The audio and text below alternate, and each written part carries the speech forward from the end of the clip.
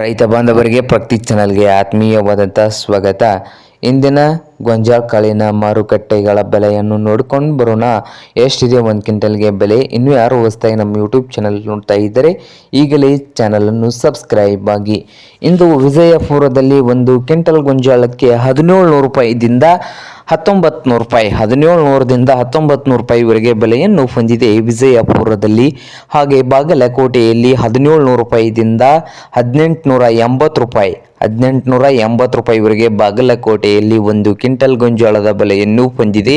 ಹುಬ್ಬಳ್ಳಿಯಲ್ಲಿ 1500 ರೂಪಾಯಿದಿಂದ 1900 ರೂಪಾಯಿ, 1500 ರೂಪಾಯಿದಿಂದ 1900 ರೂಪಾಯಿವರೆಗೆ ಹುಬ್ಬಳ್ಳಿಯಲ್ಲಿ ಒಂದು ಕ್ವಿಂಟಲ್ ಗೋಂಜಾಳದ ಬೆಲೆಯನ್ನು ಹೊಂದಿದ್ದು, ಹಾಗೆ ದಾವಣಗೆರೆಯಲ್ಲಿ 1500ದಿಂದ 2000 ರೂಪಾಯಿವರೆಗೆ ಒಂದು ಕ್ವಿಂಟಲ್ ಗೋಂಜಾಳ ರೇಟ್ ಇದೆ.